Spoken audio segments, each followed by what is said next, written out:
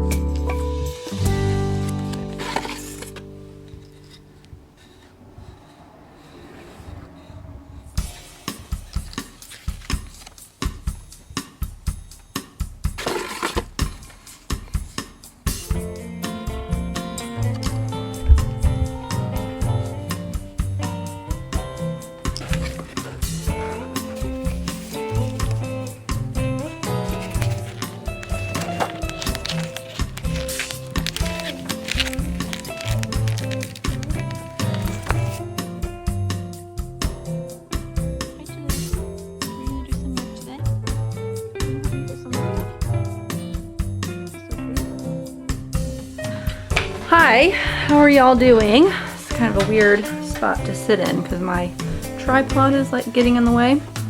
I just got back from some errands. Oh, check this out. How cute is this bag that my friend Shelby made for me? So cute. This is a goose one, or like a white duck version. I think it looks like my goose Everett. Yeah, she made this bag, and then she also makes a runner duck bag as well. So stinking cute.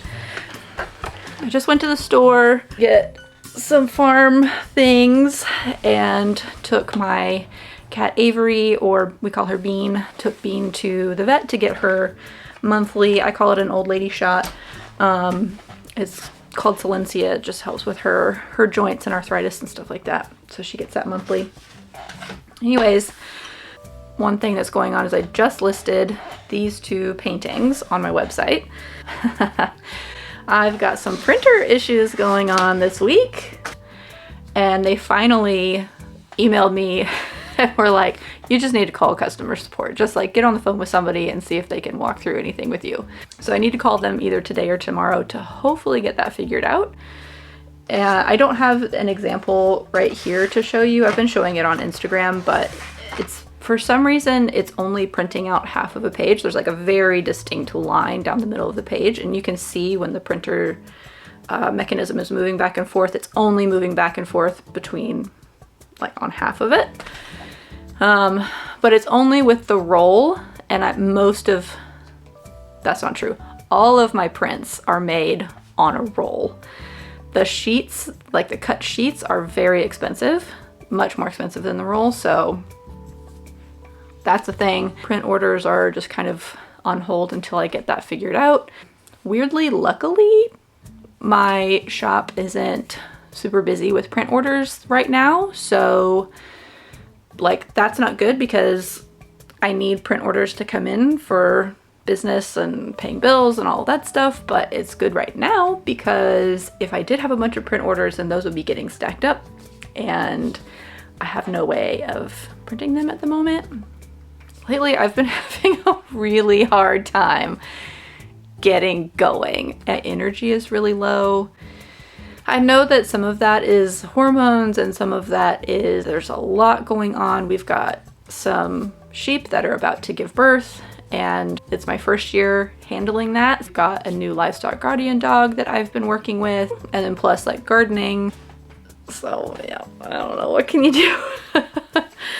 So yeah, there's been a lot going on. Trying to think of what else. I feel like there was a lot I wanted to talk to you about. Actually, I think I made a list. I did not make a list. I made a list of things that I wanted to film, not things that I wanted to talk about. One thing that is interesting about this job is that you really can't wait for motivation or wait for inspiration. You just have to kind of do the thing. And I think that for me, that's something that's really helped us focusing more on the discipline, and I hate that word, from that word being like hounded into me as a child, like you should be disciplined. But for real, you really have to just focus on that. I have to push through with these times. Lists really help me with that. Usually I've got 2 lists going. I've got one sort of larger piece of paper that has more monthly or even quarterly things that I need to remember to get done. And then I have a smaller notebook that I keep items that I need to get done like today or this week. Even if I'm not feeling motivated, and I can just check them off one at a time. Taxes. That's another thing that has probably been contributing to my lower energy levels is taxes. So my partner, my husband, is out of town for a few days this week, and I find that I'm really bad at regulating myself when he's gone. He definitely has like a much more grounded, and he really helps with that. And sometimes I don't realize how much he helps with that until he's gone. I did a workout last night, which I do find really helps my like mental and emotional regulation. It's also really good. Like, isn't that so often the case where like things are really hard, but dang, they're also really good. Like the garden is giving me life, and springtime, and excited about the lambs, and feeling really inspired as well. Like even though I'm so tired, I'm also really inspired to paint more chickens and try some other things. But anyway, all right, that's it.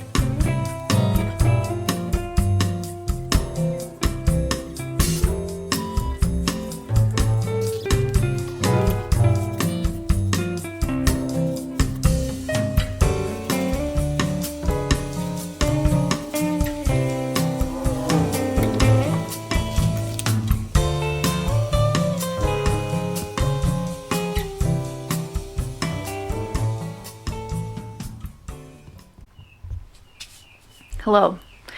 I have to show you something. It's pretty incredible, not gonna lie. My grandmother gave it to me. She called me up one day and she said, "Hey, I've got some bubble wrap for you."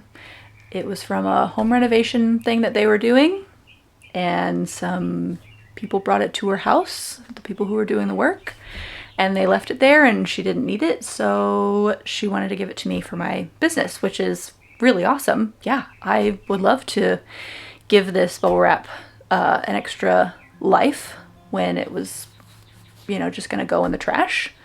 Love that for me, love that for the bubble wrap, and love that for the planet. So I went by to pick it up, and I just have to show you.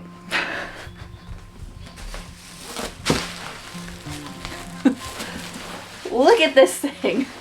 It's a roll of bubble wrap. This thing is massive. What in the world? For some context, I'm 5'7" and some change. I'm pretty tall. Look at this thing. It's huge. It's just, do you see that? Do you see how big that is? I put it in the studio and I just laughed. So, thanks, Grandma. I appreciate it. Hi, welcome to some sketchbooking. Here I'm working on a master study of a Matisse painting that I saw at an exhibit called French Moderns at the Columbia Museum of Art. I saw the show a few months ago, and I'm just now getting around to painting, doing a little study of it. So I had some thoughts during this show. One is, I thought it was so interesting and cool to see how much these painters were influenced by each other. These are all people, artists who lived in France around the same time period. And it was really cool to see how many similarities there were between the works, and there were even some notes on the paintings themselves, the little plaques next to them, that talked about how this person was influenced by this person at this time in this way, etc., etc. And I thought that was really interesting and cool. I think about this a lot because I think about how we as humans, and especially artists or anybody who's a creative, like whatever comes out of our hands or out of our minds into the world, and whatever it is that we create is a product of everything that comes into our consciousness. So everything that we see on a daily basis, everything that we perceive, everything that we experience. And I think looking at art history, you see a lot of those similarities happening because people at certain times were experiencing similar things at the same time, right? So whether it's they're experiencing, storms, or they're experiencing certain cultural shifts, or they're experiencing politics, or they're experiencing where it is specifically that they live. Do they live in the country, or do they live in the same city, or whatnot? And I just find it so interesting from like a anthropological sort of stance, I guess, or perspective, especially as artists. Just the notion of being influenced by each other, being influenced by your friends, being influenced by your colleagues, your peers. And obviously, disclaimer here, I'm not talking about copying each other's work, but there's a difference between copying someone's work and being influenced by their work. And it was just really cool to see how at this time period, it's the late 1800s to early 1900s, but it was cool to see that was happening back then as well, that they were influenced by each other. And there's something about it too that feels like a sense of community. Even if we're just in our studios drawing and painting alone, we're still experiencing the world together at the same time, and there's something really sweet about that, I think.